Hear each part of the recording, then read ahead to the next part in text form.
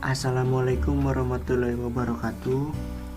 Perkenalkan, kami dari kelompok 9. Di sini kami akan memaparkan sedikit materi tentang masalah lingkungan hidup yang ada di desa. Di sini kami beranggotakan 2 kelompok saja. Yang pertama saya sendiri, Redi Riyatno, dan bersama rekan saya, Mary Lestari. Langsung saja mungkin ya. Pengertian lingkungan.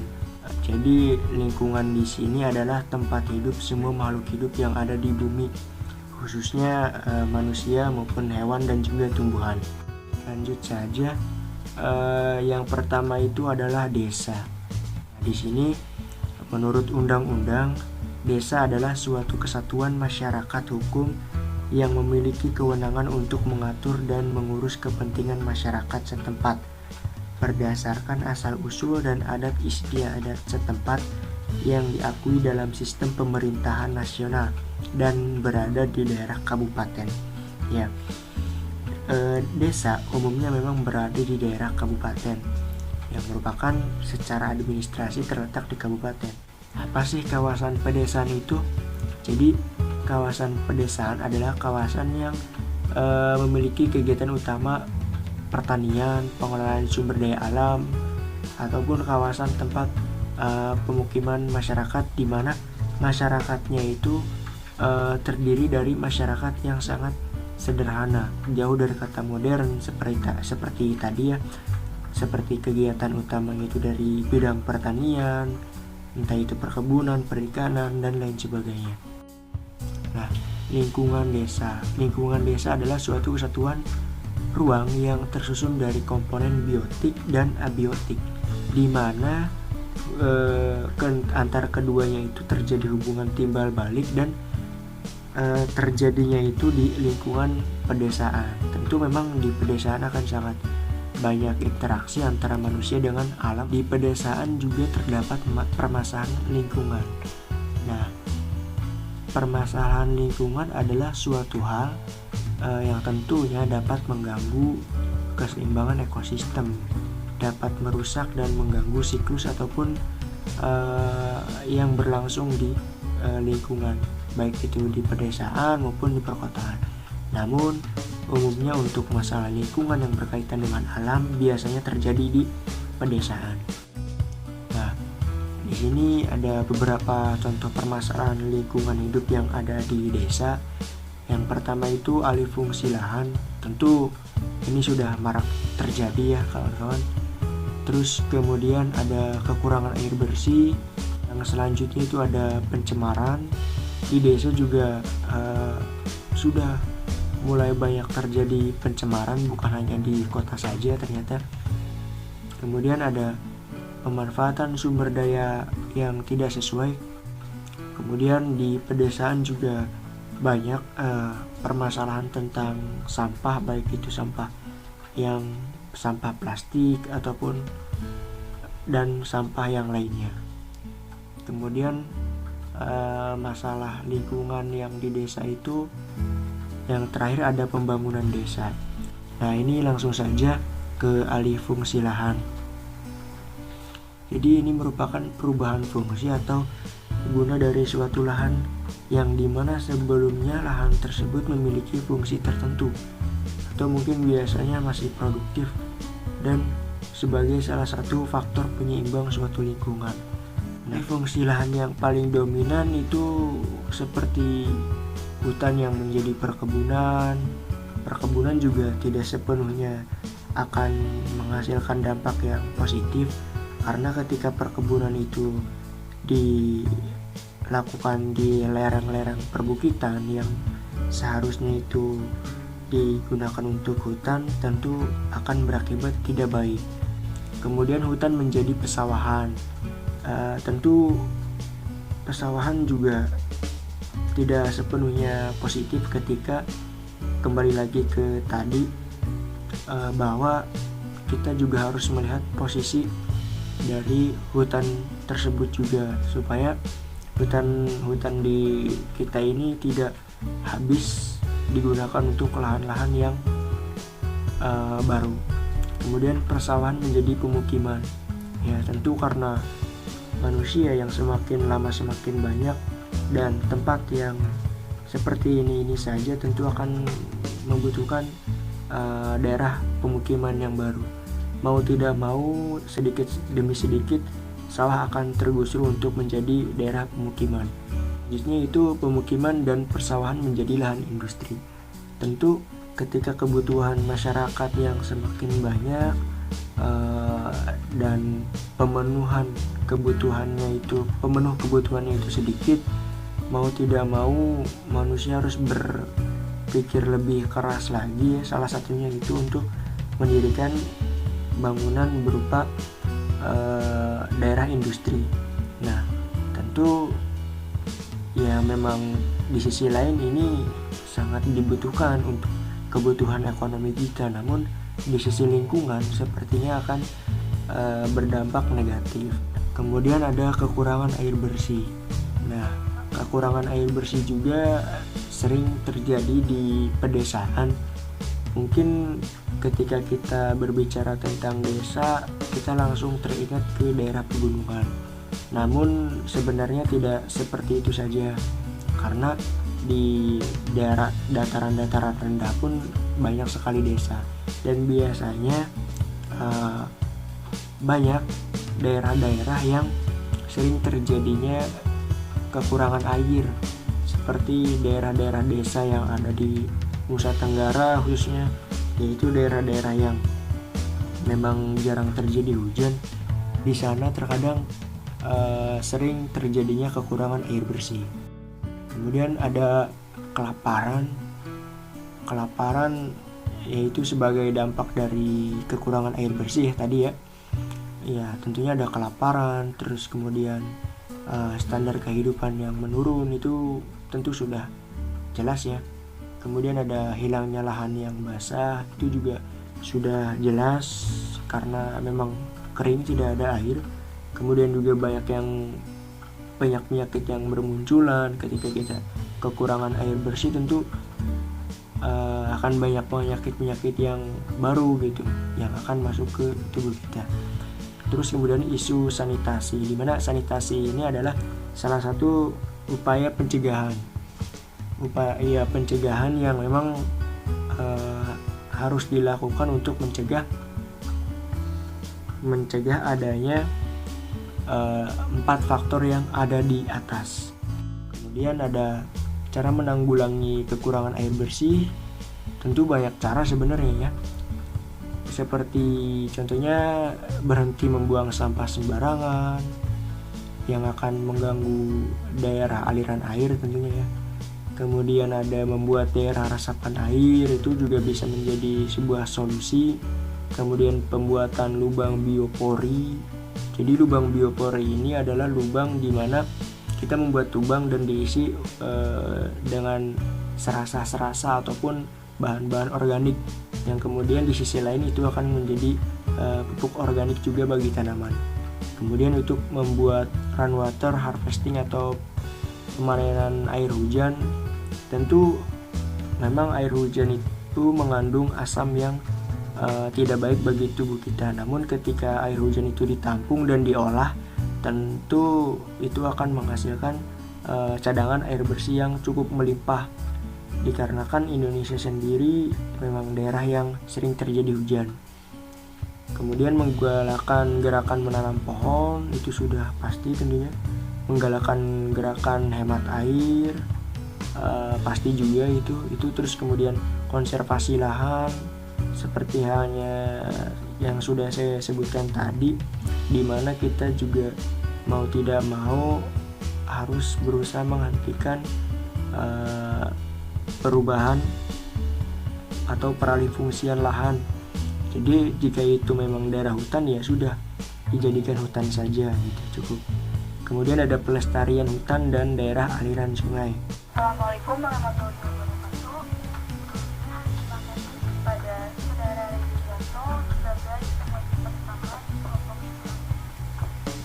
Saya nanti akan melanjutkan pembahasan yang mengenai tentang permasalahan lingkungan. Nah, permasalahan lingkungan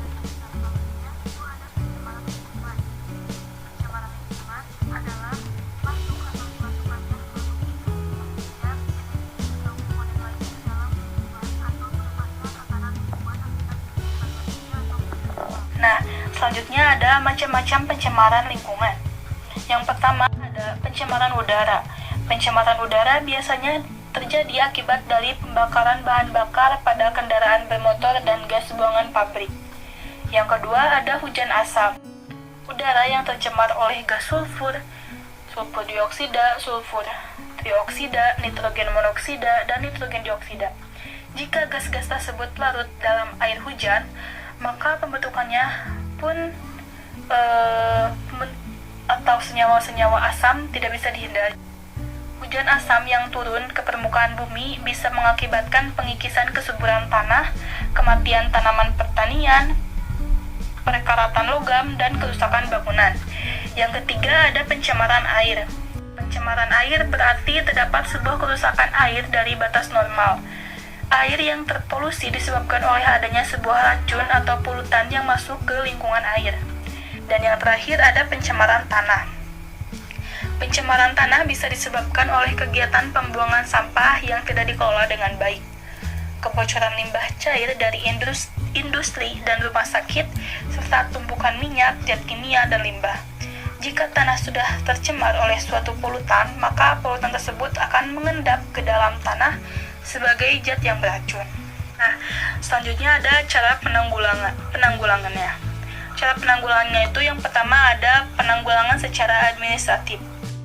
Penanggulangan secara administratif terhadap sebuah pencemaran lingkungan merupakan tugas pemerintah, yakni dengan membuat suatu peraturan atau undang-undang. Nah, kedua ada penanggulangan secara teknologis. Misalnya, menggunakan peralatan untuk mengelola sampah atau limbah. Di Surabaya, terdapat suatu tempat pembakaran akhir dengan suhu yang sangat tinggi sehingga tidak membuang asap. Tempat tersebut dinamakan insenerator. Dan yang terakhir ada penanggulangan secara edukatif. Misalnya, dilakukan melalui jalur pendidikan. Melalui jalur pendidikan ini bisa normal maupun non-formal. Nah, permasalahan selanjutnya yaitu pemanfaatan sumber daya alam yang tidak sesuai. Pemanfaatan sumber daya alam yang tidak sesuai akan menyebabkan kerusakan pada lingkungan apabila dilakukan dalam jangka waktu yang lama. Kesalahan-kesalahan yang biasa terjadi di masyarakat adalah pemanfaatan lahan yang melebihi dari kemampuan lahan tersebut, sehingga lahan menjadi overload atau rusak. Selain itu, penambangan yang tidak memperhatikan kaidah pertambangan dan pengaruhnya pada lingkungan sekitar dapat menyebabkan keseimbangan alam terganggu, bahkan dapat menyebabkan bencana. Sebagai contoh, penambangan tanah liat sebagai bahan baku genteng atau bahan bata yang tidak memperhatikan besar sudut kemiringan lereng pada daerah pertambangan dapat menyebabkan longsor. Selanjutnya mungkin akan dilanjutkan oleh saya kembali, yaitu terkait sampah.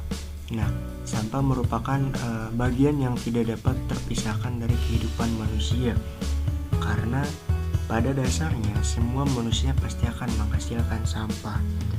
Manusia semakin hari semakin bertambah, kebutuhannya pun semakin hari akan semakin bertambah pula, sehingga sampahnya pun semakin hari akan semakin bertambah pula. Nah, di sini ada beberapa dampak dari membuang sampah sembarangan. Yang pertama itu tentu akan merusak pemandangan, karena memang sampah sangat tidak enak untuk dipandang ketika ia tidak dikelola dengan baik. Kemudian tentu akan mendatangkan bau yang tidak sedap, karena limbah rumah tangga ataupun limbah industri pabrik itu biasanya akan mengeluarkan bau-bau yang tentu tidak enak untuk kita hirup sehari-hari. Nah, kemudian sampah juga bisa mendatangkan banjir rendah hingga tinggi. Sampah bisa saja akan menyumbat aliran-aliran sungai, sehingga sungai ataupun selokan akan meluap, yang mengakibatkan banjir baik itu dalam skala kecil maupun skala besar. Nah, tentu sampah juga selain tadi akan mengakibatkan banjir, Lanjutan dari banjir, sampah juga bisa mengakibatkan berbagai macam penyakit yang diakibatkan karena biasanya banyak bakteri ataupun virus yang terdapat di sampah itu sendiri. Ketika sampah itu terkontaminasi oleh bakteri ataupun virus dan sampah itu berdekatan dengan kita, tentu bisa saja sampah juga akan mengakibatkan kita terkena berbagai macam penyakit. Nah, di sini ada beberapa cara penanggulangan dari sampah. Yang pertama itu tentang pelatihan pengelolaan sampah melalui sekolah. Tentu itu sangat bagus ya ketika kita dilatih dari sekolah dasar untuk berbagai macam cara pengolahan sampah. Yang kedua itu ada pemerintah, daerah, dan organisasi berbasis lingkungan lainnya. Pemerintah juga baiknya harus ikut andil dalam pengelolaan sampah. Seperti halnya contohnya pemerintah bisa mengadakan bank sampah di mana masyarakat bisa mengumpulkan sampah rumah tangganya masing-masing dan ditukarkan ke bank sampah yang dimiliki oleh pemerintah. Tentu ini akan meningkatkan kesadaran masyarakat sehingga masyarakat akan dirasa diuntungkan dengan mereka mengumpulkan sampah. Cara penanggulangan yang lainnya yaitu menumbuhkan kesadaran dari dalam diri sendiri untuk tidak merusak lingkungan dengan sampah.